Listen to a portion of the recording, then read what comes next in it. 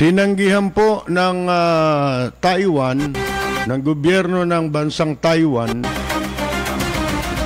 ang pakiusap na ma-deport itong isang OFW na bumatikos po kay Presidente Duterte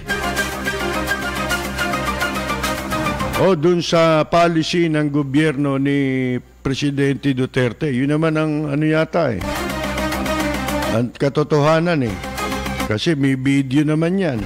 At dahil po dyan ay humingi ng paumanhin ito pong ating Manila Economic Cultural Office dahil po sa kanilang pakiusap na yan na tinanggihan ng bansang Taiwan. At meron na pong mga resulta itong bar exams.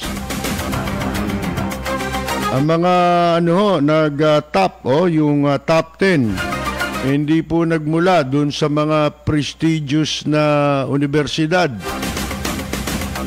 Na ika nga po pagka doon ka nag-aral, madali ka mapapasok sa trabaho, madali ka nga makukuha kahit sa gobyerno at sa sa pribado. Kaso yung mga nag-top notcher po hindi dun sa mga paaralan na yun nakilalang pinanggalingan ng mga abogado na nasa gobyerno at saka nasa pribado. At meron hong 206 na immigration officer sa NAIA ang negative daw sa coronavirus. Wala bang positive dyan? Ang positive dyan yata yung pastillas. Positive sa pastillas, negative sa COVID.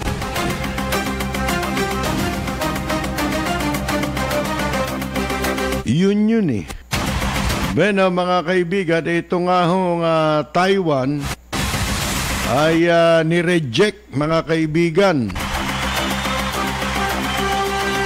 yung pong deportation request para po sa isang OFW yung Pilipina na nagtatrabaho po doon.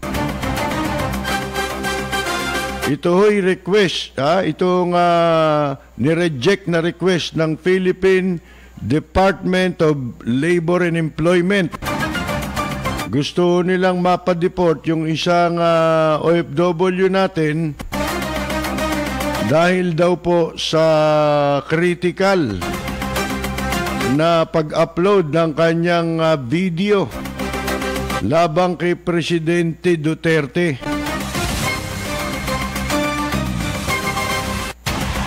At sinabi po ng Taiwan na dapat daw konsultahin muna ng Pilipinas ang Taiwan bago sila gumawa ng anumang aksyon. Isipin mo, di-deport mo sarili mong mamamayan. Ayon sa Ministry of Foreign Affairs ng Taiwan, mga kaibigan, ito raw mga foreign worker ay nagtatamasa ng citizen treatment. Ang ganda, di ba? Gusto ba natin yung minamaltrato yung Pilipino? Siyempre gusto natin yung nai-enjoy nila yung citizen treatment. Kung ano yung treatment o trato dun sa mga mamamayan ng Taiwan, ganun din ang trato nila. Hindi maltrato, di ba? Katulad sa Middle East.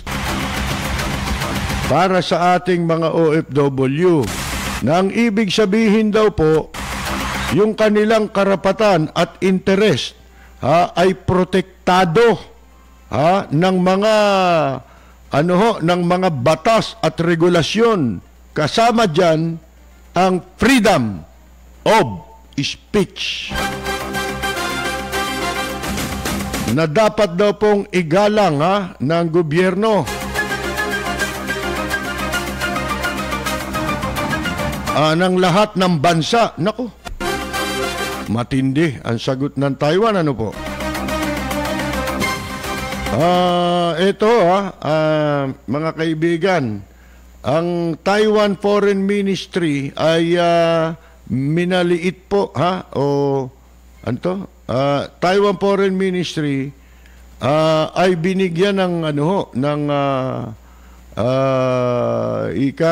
importansya yung batas na no person or institution in this case has the right to pressure her. Wala raw po na sino man at maging institusyon man yan sa katulad na kaso may karapatan na i-pressure yung OFW at yung kanyang employer o kaya yung broker yung nagdala sa kanya ron, di ba? Nor shall she be deported without consultations held between both governments. Ayun. Hindi nila papayagan. Halimbawa, kinausap siya ng embassy ng ating MECO. Yun ang katumbas ng embassy ron yung MECO, alam ba ninyo yan? Ano yan may kotong din dyan MECO, kaya nga MECO yan Hindi, ano yan, private corporation yan, makakala ninyo. Pero yan ang tumatay yung katumbas ng ating embassy sa Taiwan. Bakit? Kasi dahil yan dun sa tinatawag na One China Policy. Ano ba nangyari dito? Itong Pilipinang ito na caregiver, mga kaibigan, na sinasabi po ng DOLE na gusto nilang i-deport pabalik dito sa bansang Pilipinas. Ito ay si Elanel Egot Ordidor. Inakusahan ng pagtatangkang siraan daw si Presidente Duterte at i-destabilize ang gobyerno. Pagkatapos na mag-post ng critical laban sa Pangulo natin sa Facebook. Naku! Sino promotor nito? Diba, ito ay binantaan ni Labor Attaché Fidel Macauyag, Yan pala ang Labor Attaché doon. Yan sinabi na ang Philippine government hindi raw po makakakilos para doon sa deportation ni Oridor. Kasunod nitong sinasabi nilang violation daw ng Cybercrime Prevention Act of 2012. Dahil po sa kanyang pagpo-post, tinawag nilang kung ano-ano nasty, malevolent materials laban daw kay Presidente Duterte. Sabi ni Macauyag, ang Philippine Overseas Labor Office, ito yung polo sa Taichung, ito sa Taiwan, nakipag-coordinate na raw sa broker, employer at employer ni Oridor, para siya i-deport, base sa bigat ng kanyang kasalanan under Philippine law. Alam nyo, yung mga labor attaché, sa pagkakaalam ko, abogado yan bali ba ngayon may mga nagtapos, di ba, na sa bar exam, pero walang sentido comum Ang iniisip lagi, sip-sip si Presidente Duterte nga mismo, 2 beses narinig ko nabasa ko pala. Pero ito'y base rin sa kanyang statement, di ba, ni Presidente Duterte, na sinasabi niya, you are free to criticize the government Oh. Di ba? Tungkol dito sa pag-handle ng COVID-19. Kasi kailangan yun dahil halimbawa may mga nangyayaring reklamo, paano mong yun? Paano malalaman, di ba? Kung wala nang nagrereklamo, kung hindi pwede. Siyempre, tapos hindi naman kumikilos, di ba? Social distancing. Kababayan natin Ba't hindi mo, payagan, di ba? Katulad niyan. Ang mga Taiwanese, sabi ko nga sa inyo, may kakaibang ugali yan, di katulad ng mga taga-China yan. Kaya nga sila nasa Taiwan Ang mamamayan dyan ay pro-democracy yan. Democratic country din yan. Gumagalang sa kalayaan ng pagsasalita. Kaya nila ayaw sa China kasi komunista yon. Walang freedom of speech doon, di ba? Pag komunista. Kaya yan napunta dyan. Yan yung mga kalaban ni Mao Zedong Di ba, mga kaibigan? Tapos lalabagin nila yung batas nila. Gusto nyo? Iyan ang maganda sa dapat na matutunan dyan sa leksyon dito sa kasong ito. Huwag kang inconsistent. Dapat ang kalayaan, nasa batas yan, kay sino man ang nakaupo sa gobyerno. Dapat ma-enjoy yung freedom na yan. Kaya nga sinasabi natin sa inyo, yung pongkwan, yung freedom of speech, baka ang akala ninyo yan sa media lang yan. Kaya yan mahalaga yan, sapagkat bawat mamamayang Pilipino entitled dyan. Ultimong dayuhan, binibigyan nila ng karapatan.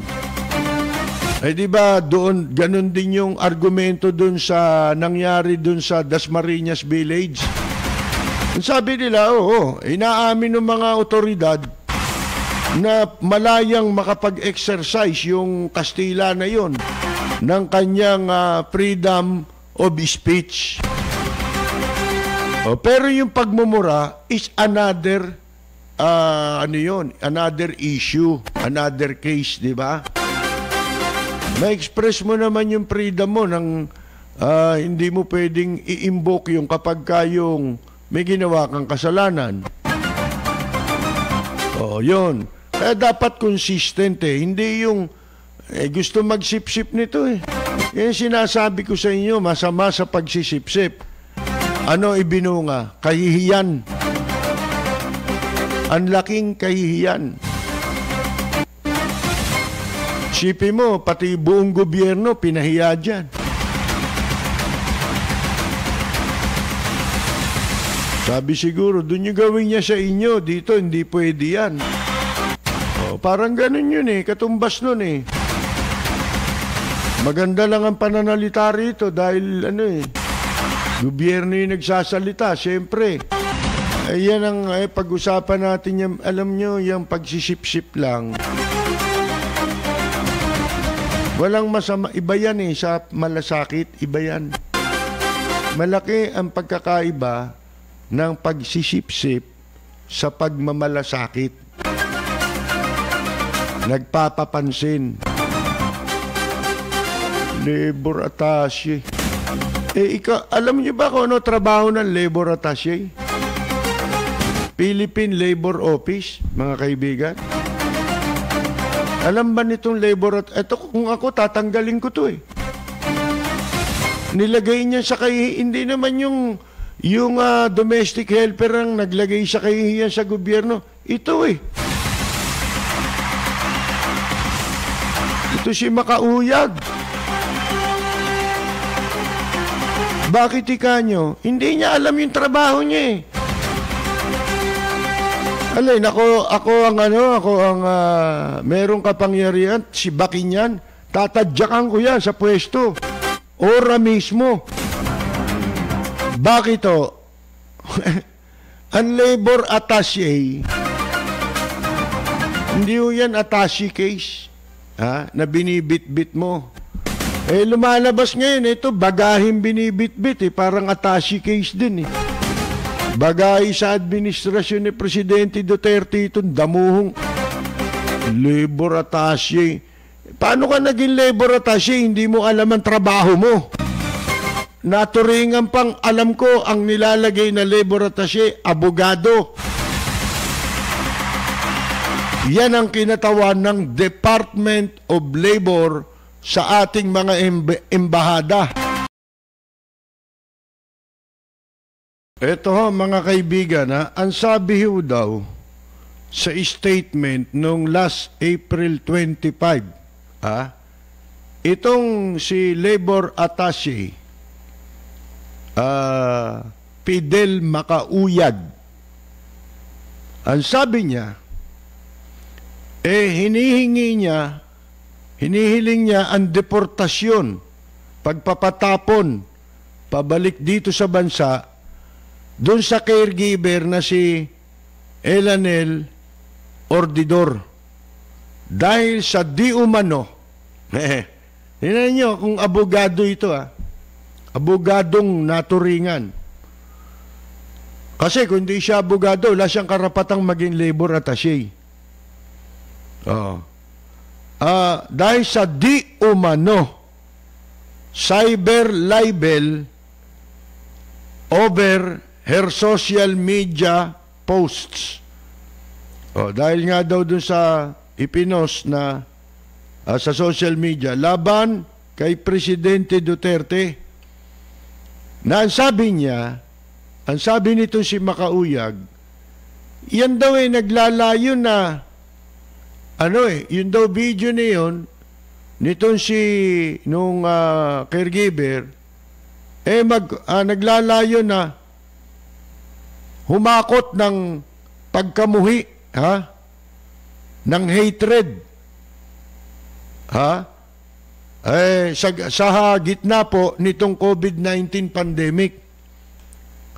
Ang sabi naman itong si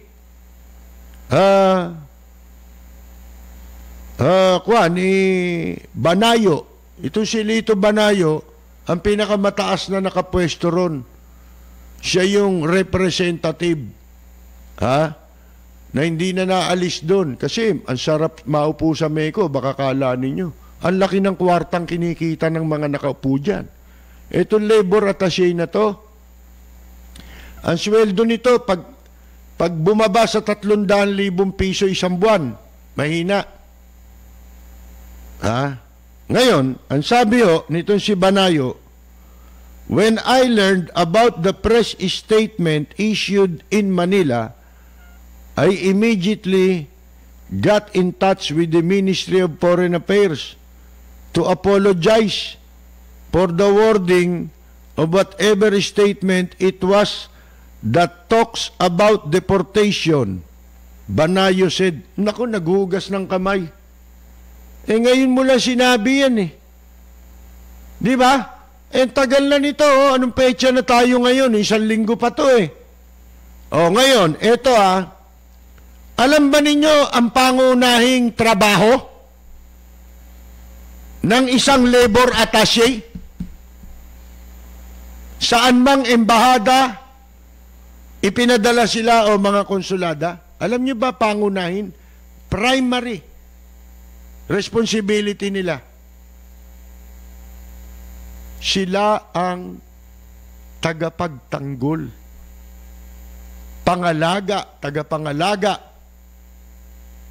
sa proteksyon at kapakanan ng ating mga kababayan, lalo na mga OFW. Tapos ikaw magpapadeport, tapos sinasabi niya, posible pa lang yun na libel. Wala ka pang pinapile na kaso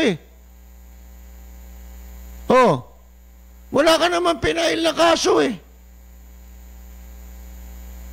kahit pa nag-file ka ng kaso, hindi pa basis yun.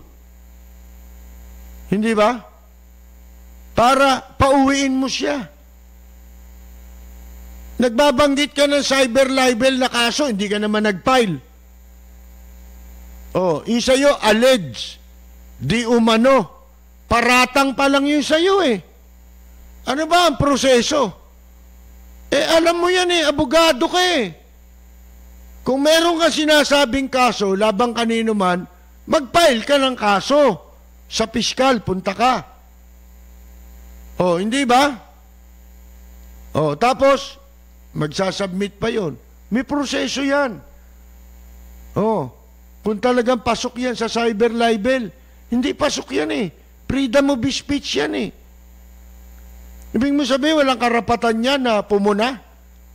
Kung meron siyang gustong punahin, kaya yun totoo kaya hindi, ang obligasyon nyo, ipaliwanag nyo na hindi totoo, paratang niya. Ang sagot mga kaibigan akala mo may kapangyarihan siya sa Taiwan gandun lang naman siya sa Mexico. Doon ka lang sa loob ng Mexico.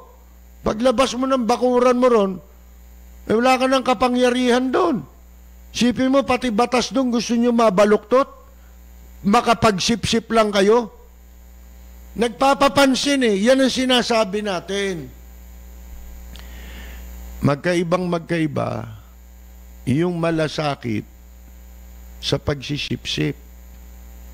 Katunayan, nagdala ng kahihiyan sa ating gobyerno.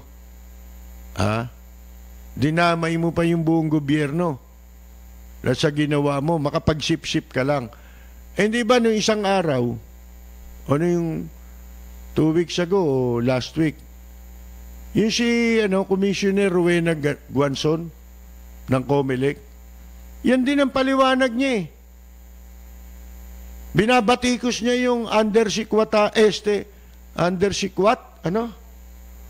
ba tawag dyan? Sikwat?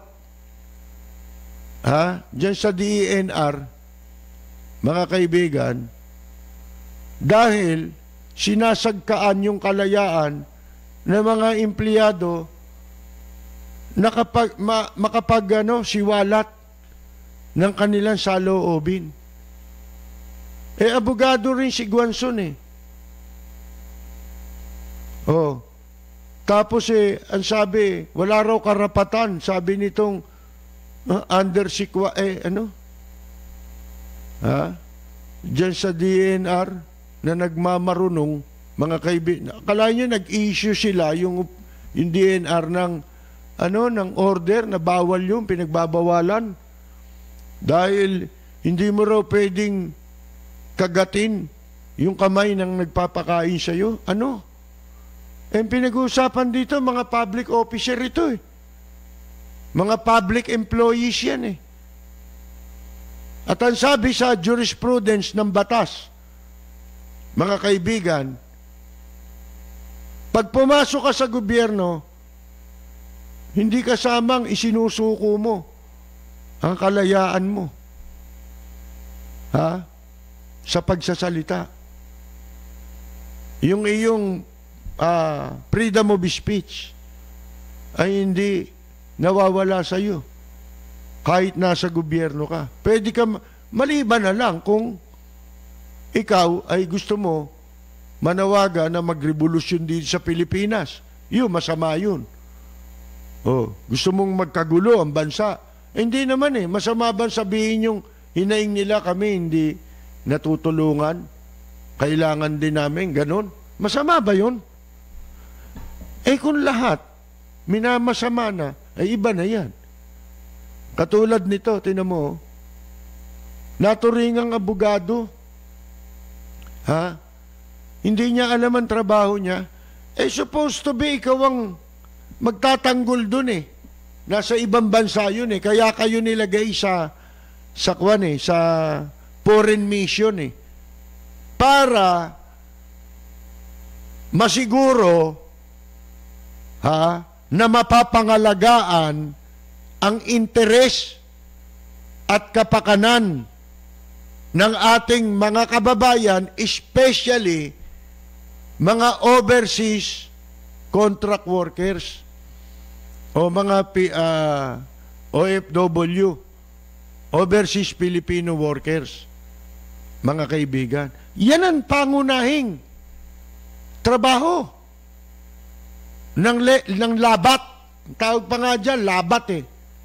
Dapat dito, labatiba eh. Nilalabatiba ito eh. Para matauhan eh. Wala sentido ko mon eh. Tapos ikaw ang gusto mo, maapi yung tao, ikaw ang gigipit do sa tao. Eh baliktad. Kaya sabi ko sa inyo, kung ako ang nasa kapangyarihan na pwedeng magtanggal sa pwesto, tatadyakan ko sa pwesto yan. Hindi niya alam ginagawa niya. Ang iniuna, makapagsipsip. Kaya yung pagsisipsip, sabi ko sa inyo, hindi nakakabuti yan. Wala ka namang ginagawang iba dyan. Meron bang accomplishment to dyan sa Taiwan? Bilang labor attaché ng MECO dyan sa Taiwan, meron naman nagawa ito? Ha? Wala. Kaya gusto mapansin. O baka naman gusto niyang palitan si Banayo sa pwesto. Di ba? Oh. Eh siguro, ako naman naniniwala ako, hindi niya gagawin mag-isa yan. Meron pa siyang kasamang mga sip-sip. Kita-kita nyo? Alam nyo, hindi kayo nagmamalasakit kay Presidente Duterte. Ang tunay na nagmamalasakit, hindi mo gagawin ng isang bagay na ilalagay mo sa kahihiyan ang gobyerno. Hindi ka nakakatulong. Baliktad yun. Ang binibigyan mo ng importansya pag sip-sip ka, yung sarili mo. Hindi ka dapat sa gobyerno. Kasi hindi mo personal property ang pwesto mo eh. Kaya kayo nasa gobyerno, kayo mga public servant kayo. Maglilingkod kayo sa gobyerno. Ang ginagawa nyo, yung gobyerno gusto nyo maglingkod sa inyo eh. Oh. Mga kaibigan, di ba? Ganon yun eh. Hindi naman pagmamalasakit siya, yung mga nagsisipag-sipsipa na yan. Nagpapakita ng katapatan yan para lumakas ang kapit niya. Para mapabuti siya. Sa ginagawa niya, ang mapapabuti, siya lang. Personal na interest niya lang. Isipin mong, mga kaibigan, walang katapusang kahihiyan nito. Ano ang laging punot dulo? Pagsisip-sip. Kung talagang ikaw nagmamalasakit ka, pagkatapos nung mapahiya na, naglabas na ng official statement ang Taiwan, mga kaibigan, at nanindigang, hindi, may batas kami. At ang batas namin, protektado ang mga dayuhan sa mga ganyan na batas namin. Mga kaibigan, dapat, di ba pagkatapos maglabas ng statement, tinatawagan niya na yung caregiver. Tatawag niya, hello? Baliktad na. Pwede mo ba i-delete? Nung unang nag-usap sila, ang sabi nung ordidor, nung ating kababayan, i-delete niya yung video. Lumabas ang statement ng Taiwan government na tumanggi, ni-reject, mga kaibigan, ang kanilang pakiusap. Tumawag itong labor attaché ulit dun sa kay ordidor. Kumari daw i-delete. Alam mo sabi sa kanya, hindi na di-delete. Hindi na dinili tuloy. Paano? Ano pa ang function ng ikaw nasasakop ka ng parang embassy yan? Ano pangunahin ng na trabaho ng embassy? Sige nga. Di ba? Diplomacy. Kaya nga ang tawag sa mga mga embassy natin, mga diplomats. Di ba? Katumbas yan ng Meko eh. Hindi ka marunong, wala kang diplomacy. Nakikialam ka, buti hindi ka binabanatan dyan, baka maideklarang persona non grata yan. Pinakikialaman mo, batas ng Taiwan. Pinangihimasukan nyo. Makapagsip-sip ka lang, hindi mo alam, hindi iniisip ang repercussion, yung consequence. Mga kaibigan, di ang laking lalong kahihiyan yan. Parang sinampal tayo dyan. Dito lang, sampal na ito eh. Sino ka damay? Sana kung ikaw lang eh. Sana dinagukan ka na lang nung mga opisyal ng Taiwan eh. Diyan sa Taiwan, pati presidente nila dyan sinasampal. Baka kala mo, minumura harapan ng mamamayan. Di ba ito yung sinasabi ko sa inyo na merong isang pangyayari, nagkaroon ng kalamidad sa Taiwan. Ilang taon na nakakaraan eh. Hindi kaagad na i-restore yung mga serbisyo sa kuryente. Hindi agad na ibalik yan. Dahil sa laki ng pinsala.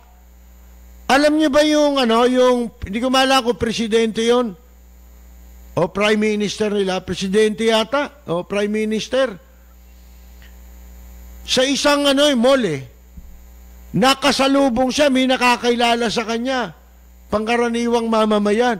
Pinagmumura, ikaw. Mga kaibigan, tapos gagawin mo yan dyan, magkakalat ka dyan. Papaalam mo pa dyan na kayo ang bumiberdugo sa sarili ninyong mamamayan, kabaliktaran ng inyong trabaho kung ba't kayo nilagay dyan. Kaya nakakahiya na tayo eh. Hindi ba? Ano ba ito? Sabihin ng Taiwan, matatalino yan eh. Hindi na lang nila ine-express ng ganito, pero sila, pag-uusapan nila yan. Tsak na malaking balita na ngayon sa Taiwan yan. Ano sasabihin ng mga mamamayan doon? Loko-loko pala ito eh. Bakit? Isipin mo, pinadala siya rito para proteksyonan yung kapakanan at interes ng kanilang mga kababayan dito. Pagkatapos, sila may gustong gumipit dito sa kababayan nila. Ano ba ito? Mga tao ba ito? Mag-uusap yan, siyempre, di ba? Sino ka dyan sa Taiwan? Sasampalin ka dyan. Kita ninyo yung parliament, di ba? Nagsusuntukan nyo, kahit babae, nakikipagsuntukan dyan. Matatapang yung mga yan.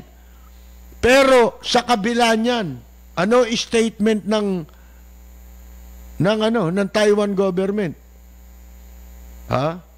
Ano sabi nila? Deportation is the sovereign privilege of the host country. Yung pagde-deport, karapatan lang yun nung host country. Alin yun? Yung Taiwan. Kasi nandun kayo. Yun ang host country mo. Nothing we can do about their decisions on deportation. Nakita mo mga sinabi, strong. Mga kaibigan, nilecturean tayo. Sana kung ikaw lang yan eh. Ako magtataka pag yan nanatili pa sa pwesto. Mga kaibigan. At wag tayo magulat kung ang Taiwan government mismo, madeklara yan na persona non grata para pabalikin dito pag hindi tinanggal yan dyan. Ang laking kahihiyan yan, mga kaibigan. Yun ang statement ng kuwan ng Taiwan government. Ha? Mga kaibigan. Ano pa sabi? Ito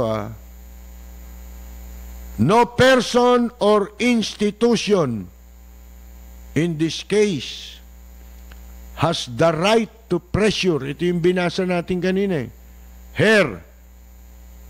Lahat sila protected under the law. Yung batas nila ron hanggang ikaw ay nasa Taiwan at wala ka namang nilabag sa batas ng Taiwan, covered ka ng protection sa ilalim ng batas. Mga kaibigan, especially kung yan po ay may kaugnayan sa press freedom o freedom of speech, na ang sabi pa nga nila, dapat igalang na karapatan sa buong mundo. Kaya kita ninyo, Taiwan maunlad. Yung mga bansang hindi gumagalang o binababoy na ang press freedom, ang freedom of speech, hindi uunlad yan na bansa. Mga kaibigan, guguho yan, lalo sa kamukha lang natin na bansa. Guguho ang bansa. Kita ninyo yung mga maliban sa China, komunista kasi yan Hindi naman tayo komunista Tignan mo yung mga malalaking bansa, mauunlad na bansa, gumagalang sa kalayaan ng pagsasalita. Pag yan ang nawala sa atin, wala na. Wala na lahat. Huwag ka na mag-expect ng ano pa. Pag yan na nawala, mga kaibigan, tandaan nyo. Ang sakit nitong sinabi ng Taiwan para sa mga nasa gobyerno.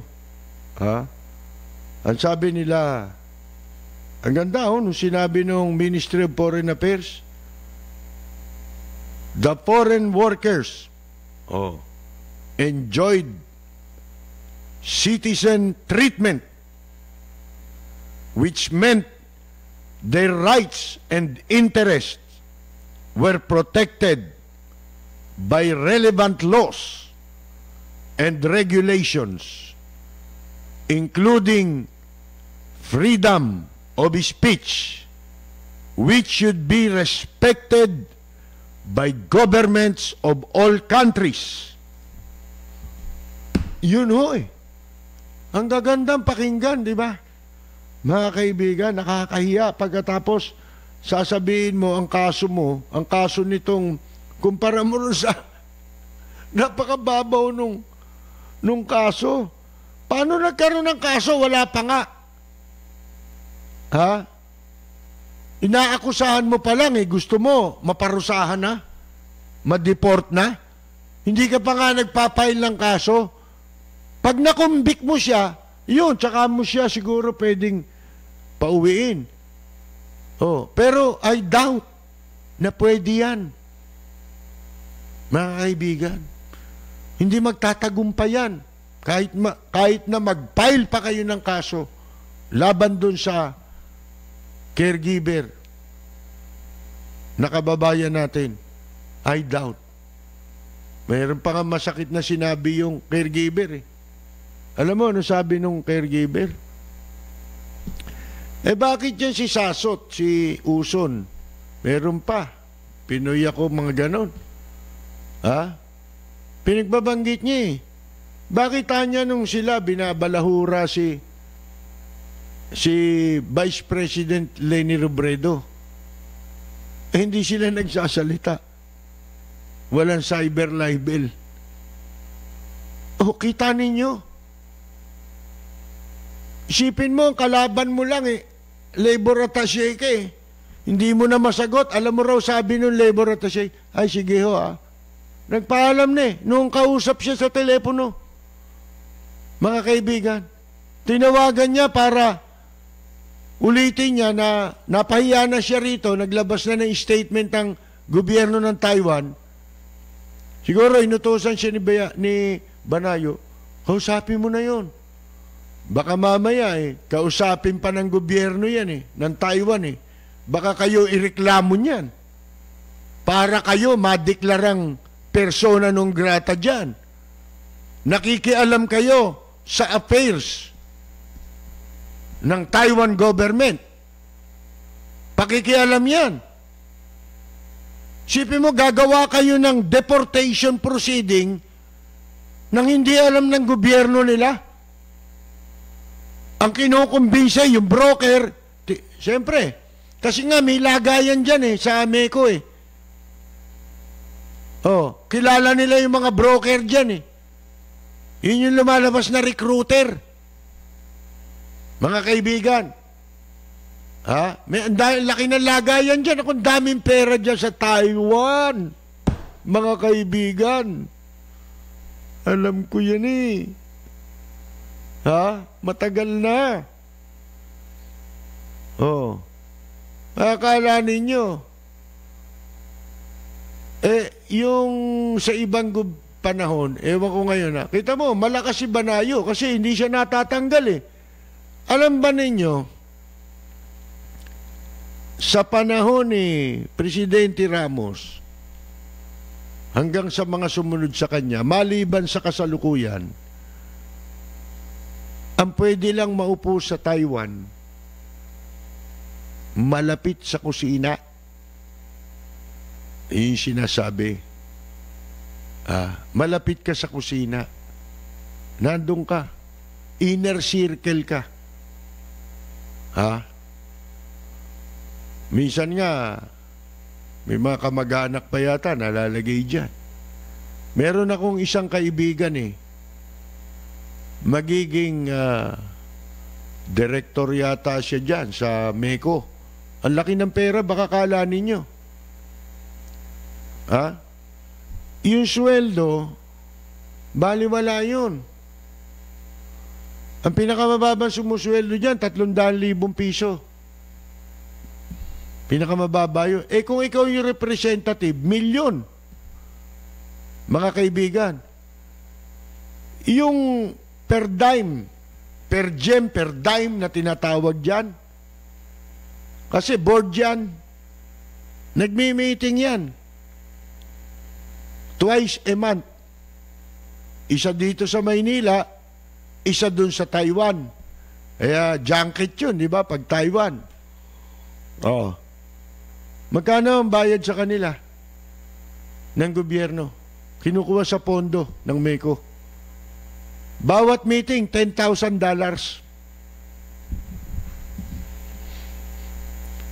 Per dime lang yun. Hindi sweldo yun. Per dime. Per gem. Tawag nung iba. Ewan ko kung alin doon ang tama. Basta ganun din yun. Importante, naintindihan. Ganyan sa mga corporation ng gobyerno. May per dime. Dito rin, ganyan yan Director ka sa mga government corporation. Yan ang gatasan mga kaibigan. Kasi hindi tayo pwede magtayo dyan ng official embassy natin. Dahil sa tinatawag na One China policy. Kinikilala ng Pilipinas yung policy na yun. Kikilalanin mo lang yung Taiwan bilang probinsya.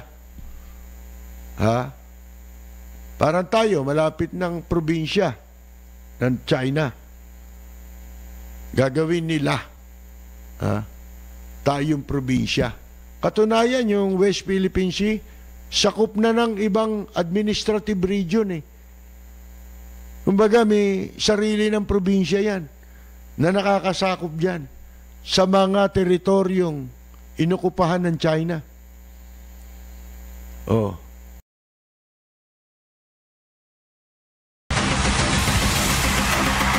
Ikokore ko lang yung nabanggit natin kanina, hindi pala bahagi ng statement ng Taiwan yon, kundi kasama dun sa apology nitong si Lito Banayo. Mga kaibigan, ito, nag-apologize o humingi ng paumanhin ang MECO, yung Manila Economic Cultural Office natin, sa Taiwan. Ang sabi ni Banayo, sabi niya, nag-issue raw ng paumanhin itong si Banayo tungkol nga dun sa na-reject yung kanilang pakiusap na ma-deport itong Filipino worker. Ngayon tinatanggi nila mga kaibigan binabago nila yung tenor kumpara dun sa dati. Ini-insist nila deportation, at ang gagawa ng deportation sila. Ano yan?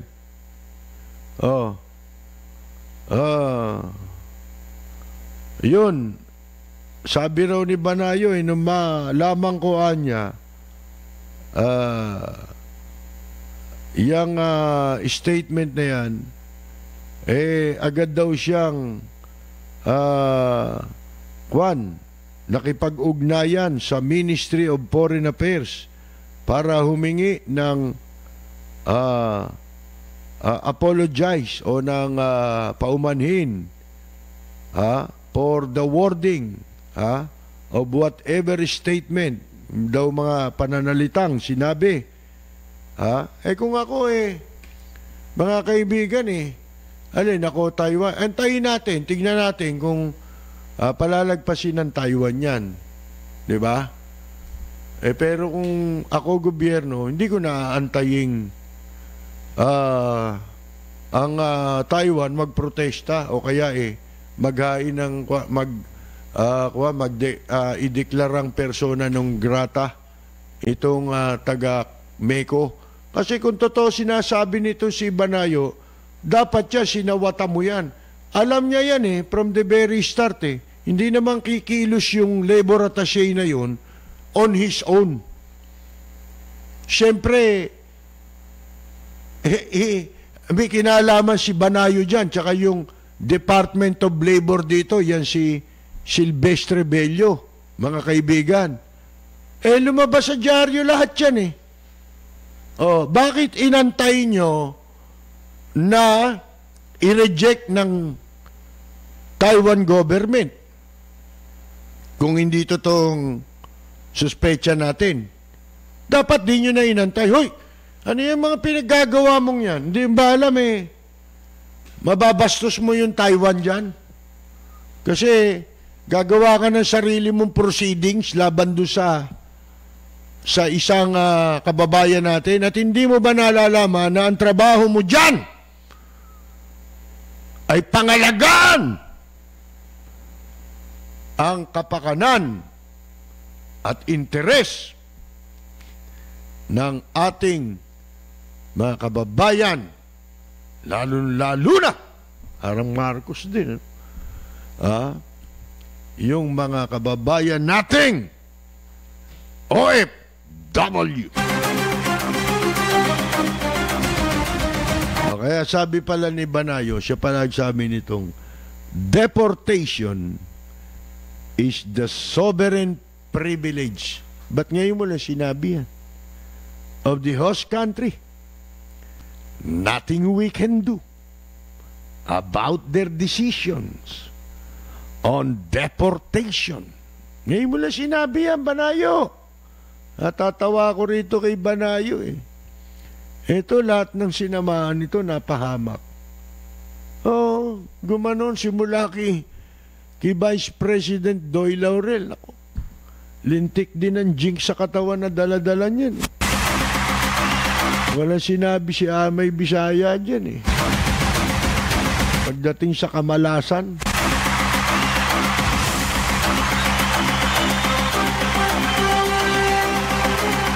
At ito pa sabi, sa kanilang pasulat daw, sa kanyang statement, Banayo admitted that the incident involving Ordidor may have left the impression that Filipinos abroad could no longer be critical of the Philippine government. That is, sabi niya, a regrettable offshoot of this. Yan na niya nakalungkot. But he assured that he would not support any curtailment of freedom of expression among Filipinos in Taiwan. Sa Taiwan lang, hindi raw niya susuportahan ang anumang pagsagka, pagsikil sa kalayaan ng pamamahayag sa mga Pilipinos sa Taiwan lang. Sa iba pwede. Sa iba, susuportahan niya. Doon niya lang hindi susuportahan. I'd like to assure our countrymen in Taiwan, 160,000 of them, I would be the last person to countenance any curtailment of freedom of expression. Gandang pakinggan, ano po? Kaya lang, di totoo eh. Makikita nyo, hugas kamay na eh. Nakakahiya eh. Kasi sabi ng Taiwan, ay, hindi namin ginagawa yan. Pinahahalagahan namin ang aming ang batas at tinatamasa ng mga tao ditong nasa Taiwan, including yung mga OFW, ang aming mga batas. Lalo na ang freedom of speech, expression, na dapat, sabi pa ng Taiwan, dapat ay iginagalang ng lahat ng gobyerno sa buong mundo.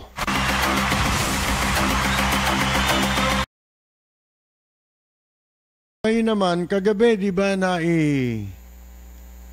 bahagi natin yung pong pagsalubong na ginawa kay Presidente Marcos sa kanyang state visit noong 1982 sa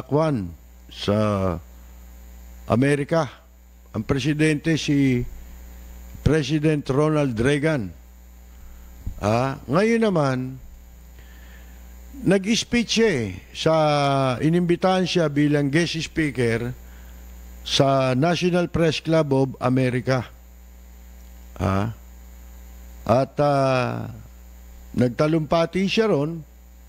Kaya lang kung ipaparinig namin sa inyo pati yung talumpati, masyadong mahaba.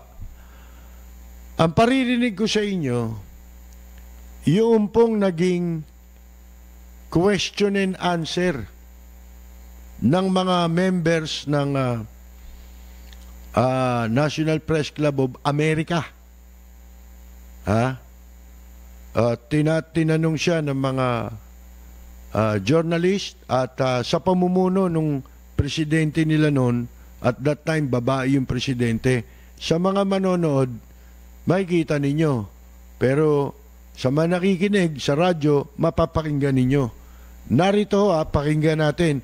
Malalaman nyo kung paanong sumagot si Marcos sa mga tanong sa kanya.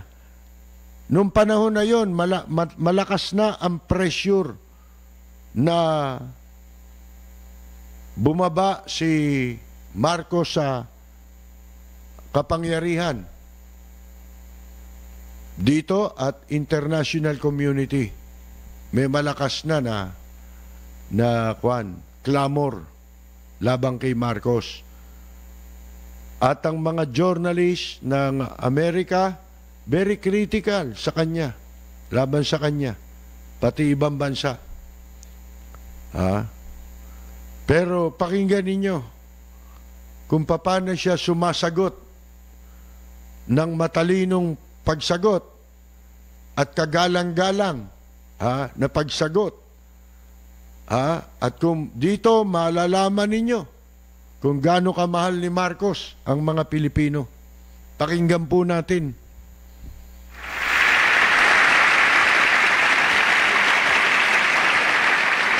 Thank you, Mr. President. Please give us details on your meeting with President Reagan. Did you seek any firm commitments? Did you get them? Well, a firm commitment as to when we are going to review the basis, yes. A firm commitment that a mechanism be set for the study of our economic problems, yes. Because, as you know, the reason we have a deficit in our balance of payments is the commodity prices went down because of your domestic deflationary policies, your interest rates. But all of this can be worked out, and so it has been agreed. Secretary Reagan of the Treasury is going to meet with our foreign minister, who is also prime minister, regularly. The next meeting is next November, I think. So we have worked it out. The national security matters will be worked out by the defense minister. The two defense ministers are also meeting in November. Those are the specific ones. We have also entered into a tax agreement and air agreement. This afternoon, tomorrow, there will be some kind of agricultural agreement. As you know, we have one of the most modern and biggest concentration of agricultural and natural scientists in Asia. This is in Los Baños, the University of the Philippines. And we have biogenetics, we have plant engineering, we have name it. You remember that the International Rice and Research Institute is based there, and that it was the one that produced the new type of rice which produced the rice green revolution. And we helped your scientists produce the corn that can fight mildew. When your scientists could not produce it, we did. That center is going to be developed. We are also hoping to be able to exchange technology on non-conventional energy and other matters. It has been reported that your government will seek $2 billion in rent from the U.S. for the Philippine bases. Is this an accurate report? No, it is not. We have never talked about figures. We can understand the question. The question was, is it correct that we have demanded $2 billion in the rent? The answer is no. We haven't quoted any figure. What we have asked is this. We want a study.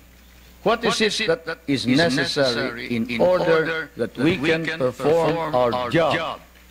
You and I know that if the Philippines is attacked, the United States is not necessarily bound to immediately react, because the provision of the Mutual Defense Pact is that you will immediately take steps as is necessary to meet the contingency in accordance with your constitutional processes.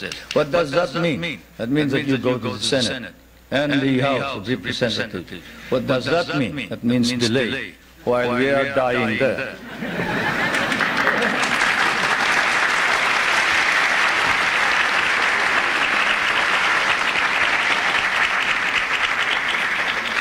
Most of our allies in Europe, concerned about resisting communism, give the U.S. free bases and even share the cost. Why shouldn't we expect the same kind of cooperation from the Philippines instead of demands for more rent? Well, for one thing, you haven't exactly paid for what we lost in the last war, if we must make an accounting. 75% of our cities were devastated in the last war. We lost 1 million men. Shall I quote you the statements of Roosevelt and MacArthur that every Carabao will be paid for? Shall I tell you that the veterans who were inducted into the USAF of the United States Armed Forces of the Philippines, of the Far East, your armed forces, were paid only one-half the salary of your soldiers? Shall I tell you that we almost turned communists because you refused to recognize us?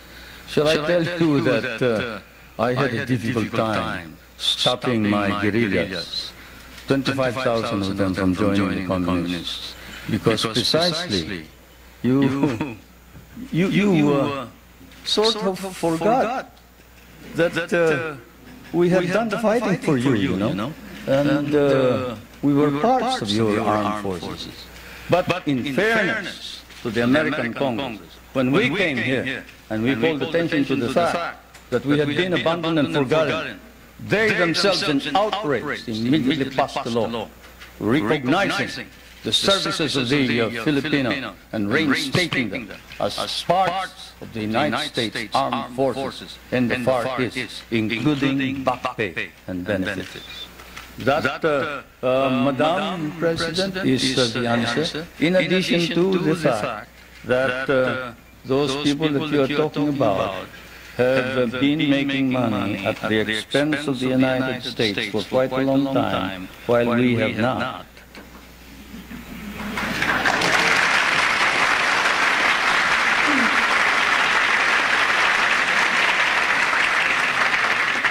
After the attack on Pearl Harbor, U.S. bases in the Philippines could not be defended. Why should we expect that in another war these bases would be more reliable?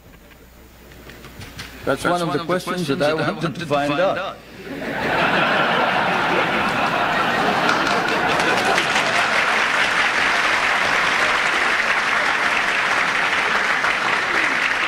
If you are going to run out on us anyway, you better let us know now.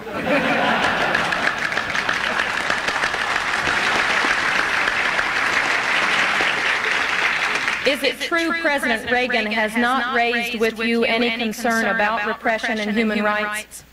Well, he sort of spoke of the fact that we have all this constitutional provision. But we did speak of the fact that we must maintain and enhance human rights in general. But this fault-finding that we found in some of these reports before isn't there. There is this open-mindedness and fairness which we expected of America and the Americans. The Americans that I know, the Americans who fought beside me, the Americans who bled with me in many a battlefield, was a fair man. He was a just man. He was a courageous man. He was a man who saw right and did right. And it is not fair to accuse the Philippines of any violation of human rights when there has been no violation. Though if there has been any violation, we punish those who have violated. And I now ask that this particular writing of one of the most celebrated figures, who claims to have, at the beginning of the campaign against my government, claims to have been maltreated by some of the military men, now reports exactly what happened. I ask that my staff distribute the letter of Herrera, Trinidad Herrera.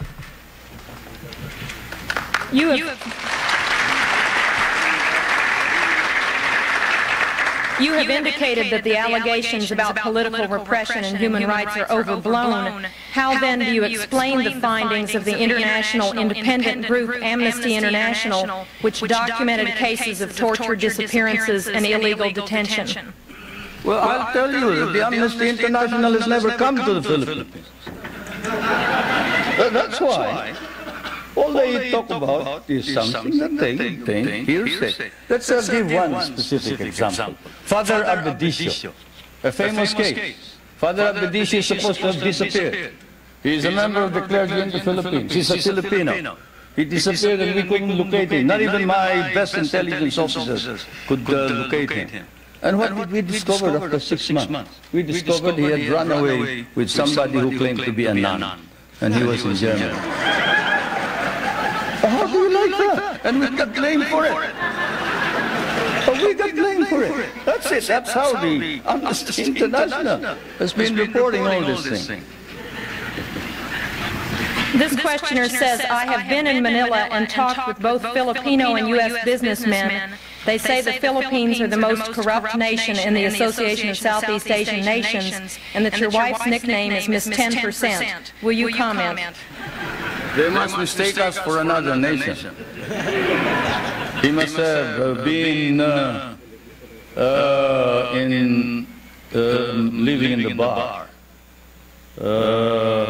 Because I can tell you, there is this man, Justice Pamaran, whom I just introduced to you. He is the ombudsman. You who know what an ombudsman is, knows exactly what he can do. He doesn't wait for evidence. Any rumor whatsoever, and he investigates it. You talk about my wife. Not that I would like to defend her. She can defend herself any time. She's quite capable. But perhaps that statement was said of another First Lady, not my wife. Certainly not my wife. Perhaps I can tell you that the property of the Marcoses has been brought into a blind trust. And not a 2020 blind trust either. It's a real blind trust. And we don't know exactly how that blind trust operates the property. The only property that we have control of are two or three houses, one in the province of Ilocos Norte, not two. Two in the province of Leyte, and one in Manila, 5. Then the schooling for the children, up to possibly a doctorate. Beyond that, all income goes into the Marcos Foundation, which is the foundation that embraces all property. Do you think that if there was any corruption by the Marcos family, that we can maintain the present prestige and leadership of the Marcoses in the Philippines? What do you think the Filipinos are? They are a very literate people. Literacy in the Philippines has increased up to 90% nationwide, and in Manila it is 100% literacy. And if there was any indication whatsoever of any of these corruption that you talk about, and whoever said that sounds like he has been in the wrong company. Probably the guys that he was working with may have been engaged in corruption. I'd like to know who they are. Then we'll go after them. But I can assure you, if any public official engages in corruption, he will land in jail. That is definite. What do you say to critics who say your health is poor and you won't be around very long, but your wife may be? Anybody want to try me in the ring?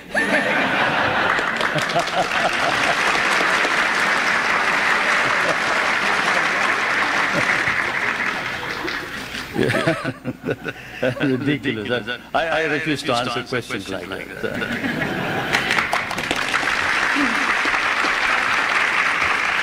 Two related questions. You are indeed a family man. Your wife, your daughter, your brothers are all government officials. Do you think the next president of your country will be a Marcos, and would you like for your wife to succeed you as president?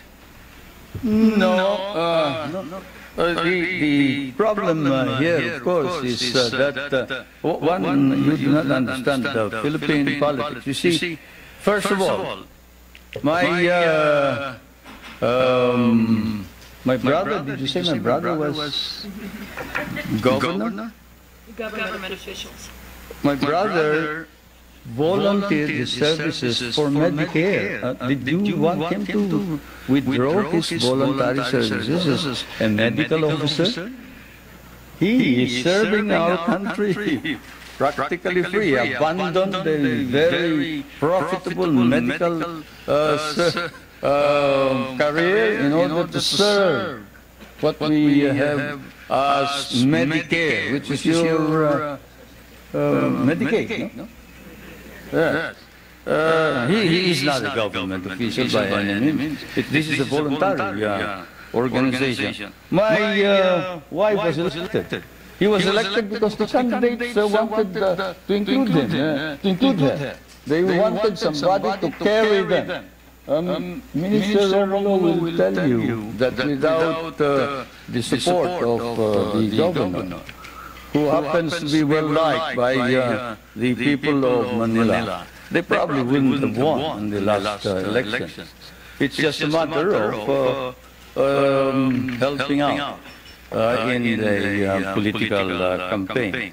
My daughter is the voluntary head of a group of village leaders. That is not a political organization. That's a government organization.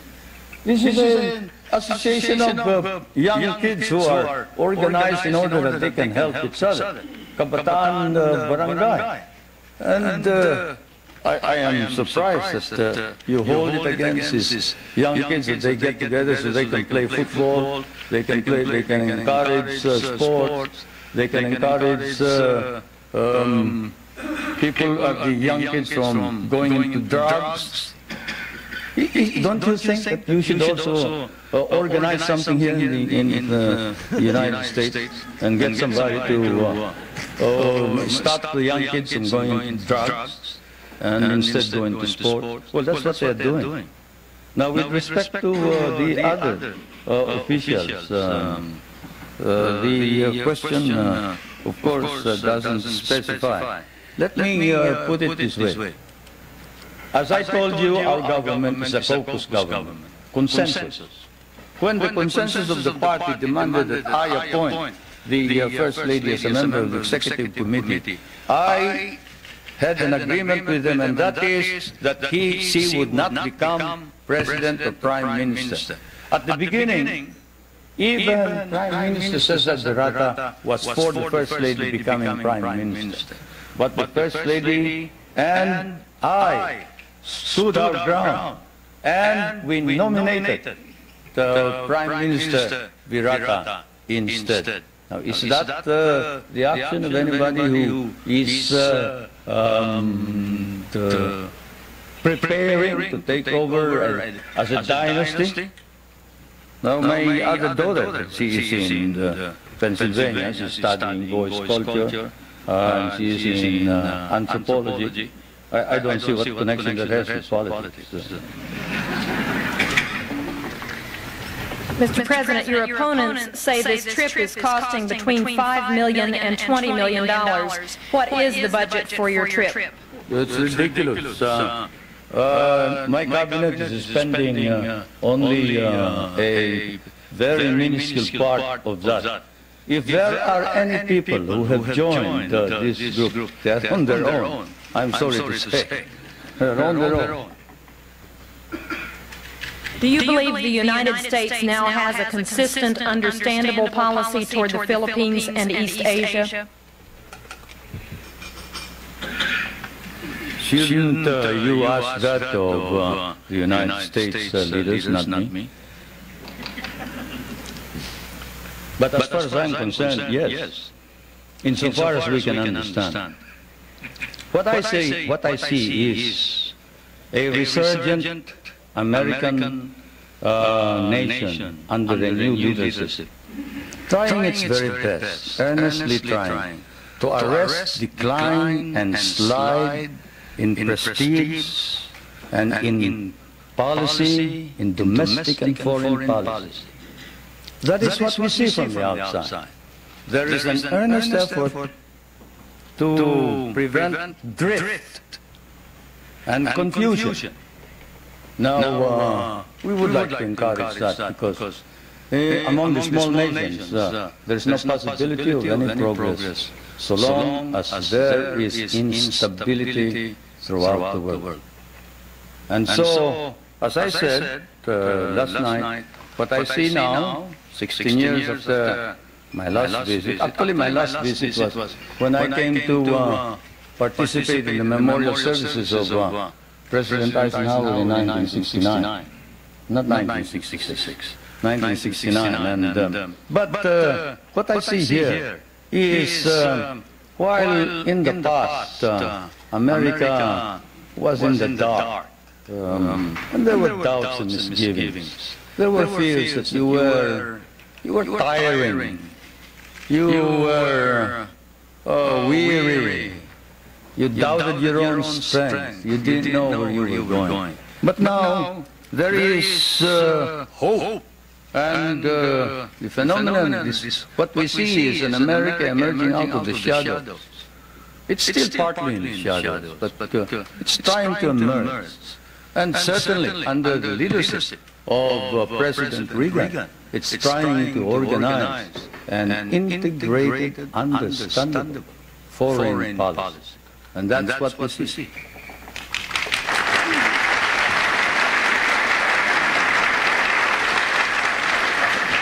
There is widespread malnutrition in the Philippines, and only 1/3 of your labor force has regular employment. Given this, how do you justify the prosperity in which you, your family, and friends live?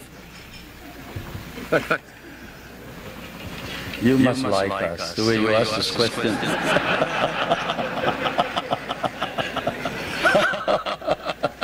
Anyway, I don't know where you get your figures, but the unemployment figure in the Philippines is 4%. I don't know what's yours. I do know what's yours. But have you heard of the KKK, not the Ku Klux Klan, but we have a program which harnesses the energies of those who are half employed, like those who are in the farms. You see, those who wait for the coconuts to fall or who plant rice are partly employed. And so we allow them to engage in what we call small, medium-scale industries, contract work. Where, in what country do you see, say, a boot block? A boot block. Go to a rural bank and say, look, I used to borrow money from this usurious lender here. I borrow 5 pesos in the morning, I have to pay him 6 pesos in the afternoon. Can't you lend me 50 pesos now and I will pay you later on? I have no collateral, I am unknown, I live in the streets. And in what country will you see the rural bank lend this boot block money after looking at his shoe shine stand and gathering all the other shoe shine boys and putting them to work and getting them to repay this indebtedness, not in a week, but perhaps even in a day. Or fishermen who live a hand-to-mouth existence. Even here, in your prosperous United States, can a poor fisherman go to a bank and borrow money on his name, on his signature? He cannot, but here in the Philippines he can. A poor fisherman can go to the bank and say, look, I live in so-and-so, and the chairman of my village can certify that I am a poor fisherman. And I would like to organize our group. Can you lend us 5,000 so I can buy a motor, I can buy a net, I can buy a small boat, and we can improve our earnings. And under our laws, we have set aside funds which then are lent out. And we have been able to lend out about 1,200,000,000 pesos under this scheme, and they have been repaid. They have been repaid, and that's the worst part about it, isn't it? Many people don't believe it, but they have been repaid. And so we have a situation where the work ethic has been encouraged.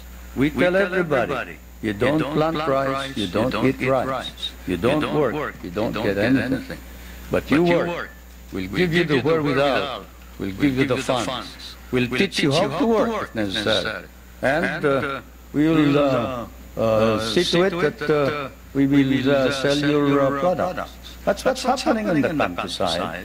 Not all this talk about corruption and these ridiculous statements about people in government enriching themselves. When you have activists like Luis Taruk and Jerry Montemayor and Nilo Taya and these men who are ready to kill the president, but who now says that the reforms that are being instituted are for the good and welfare of the country, you don't engage in any of this foolishness that you talk about. No, everybody is sincere and earnest about making our democracy work. And I can tell you that whoever has told you about these unwholesome observations about the Philippines, better come back to the Philippines. I'll pay for your trip so you can see what's actually happening. Thank you, Mr. President. Before I ask our final question, I want to present you with a certificate of appreciation for appearing once again at the National Press Club and with an updated version of the National Press Club necktie. Thank you.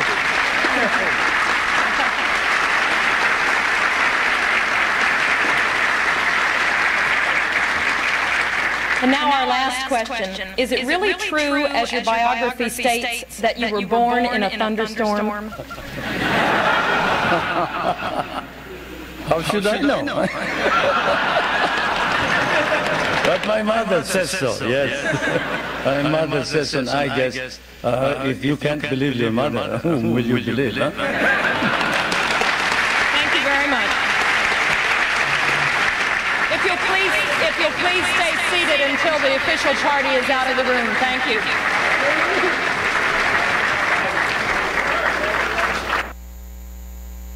Ayan po, mga kaibigan, mahaba-haba rin, pero kayo na humusga, di ba? Si Marcos, hindi niya ipinapahiya ang kanyang mga kababayan, di ba? Itinataas niya ang mamamayang Pilipino. Saan man siya makarating, tignan ninyo. At doon makikita ninyo, yung pagtatanong sa kanya, kargado na eh. Mararamdaman na ninyo yung may pressure na kay Marcos eh. Di ho ba, mga kaibigan, doon sa mga tanong. Pero ang sagot ni Marcos, may banat, pero hinahagod, di ba? Merong mga kasunod na papuri. O kaya pupurihin muna niya bago niya bibigwasan ng sagot. Pero mataas ang uri. Hindi ba, mga kaibigan? Yan ang dapat na magkaroon tayo, klase ng mga leader, na dapat ganyan ang quality. Hindi man kasing dunong ni Marcos, siyempre hindi namang pwedeng kumparahin lahat yan, di ba? Pero yung kalidad, di ba? Yung statesmanship nandoon, mga kaibigan.